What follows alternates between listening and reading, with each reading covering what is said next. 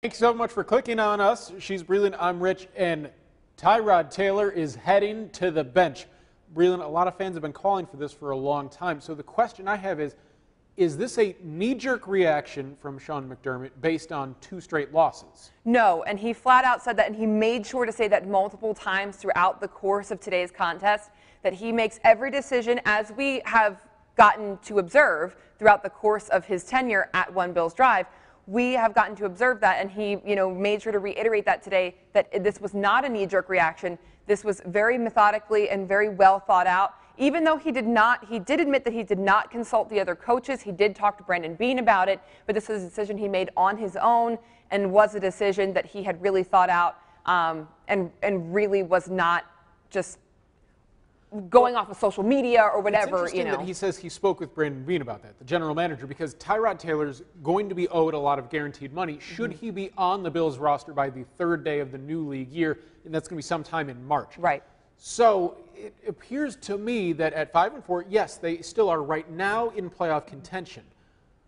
Things were slipping, and look, Tyrod played awful in the game against the Saints. 56 yards. A lot of Bills did, but the offense begins with Tyrod. He touches the ball in every single play. However, it does seem a little planning for the future, so to speak, because should the Bills make the playoffs, how do you dump Tyrod Taylor, the only quarterback to make the playoffs with the Bills in 17 years? So to me, it seems like they're kind of taking the opportunity when it comes to them, and we've talked about this all the time. No, they're going to go to Peterman when they're out of playoff contention. Right. Well, right now, they can still kind of get the best of both worlds. They can potentially walk away from the Tyrod Taylor situation while still making the playoffs and seeing what they have with Nathan Peterman. Right. And you know what? The two of us have been very critical, especially, you have to be. With 17 seasons of not making playoffs, you have to be critical of the Bills' choices, and especially with a rookie coach like Sean McDermott. We weren't really sure what to expect, but so far, everything that he has, everyone thought the Bills were on fire. By his team. On Monday, he said Tyrod was still the quarterback. Yeah, and everyone thought, the Bills were going to be on fire when the word tanking was thrown around after that blockbuster trade during training camp with Sammy Watkins and, et cetera.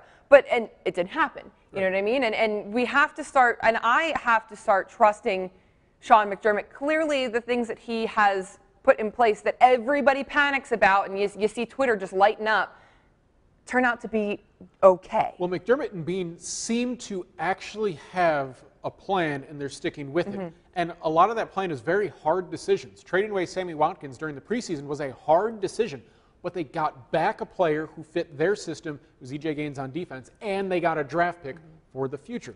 Getting rid of Marcel Darius, a tough decision, especially when you see the Saints run all over the Bills, and the Jets ran all over the Bills. Yeah.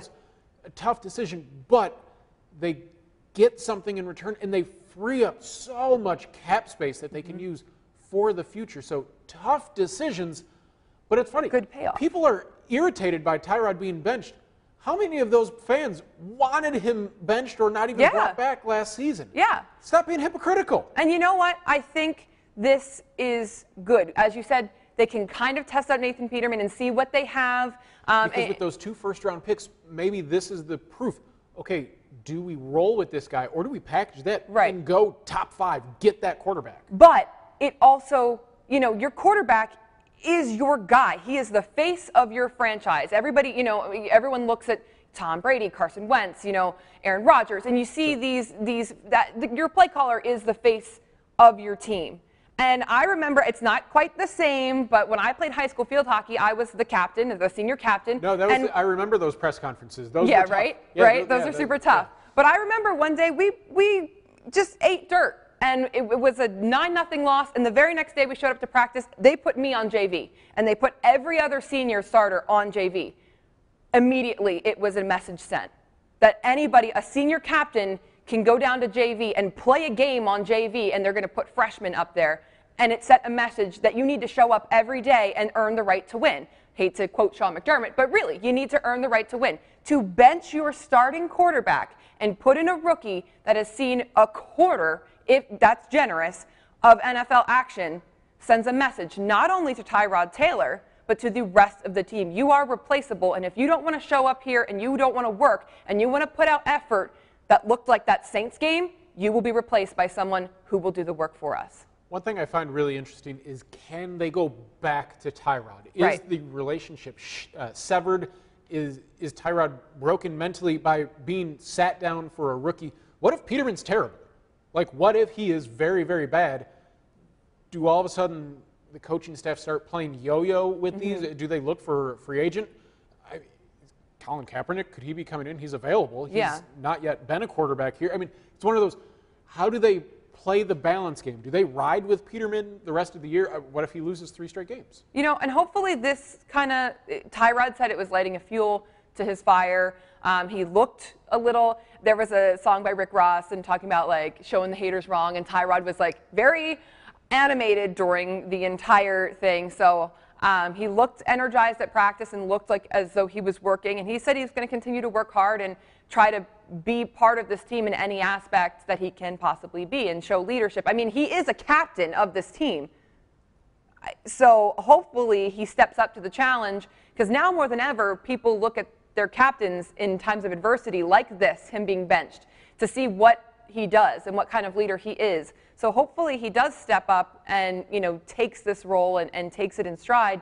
And, you know, hopefully we can, you know, see him back in the starting lineup. If not, if Peterman just blows everybody away, then I think that's good too. Don't let it be lost in all this. Rick Ross reference made during the podcast. Gotta love it when that happens. Well, knee-jerk reaction, right move, wrong move. Tell us what you think about Tyrod Taylor being benched by the Buffalo Bills. Thanks for clicking.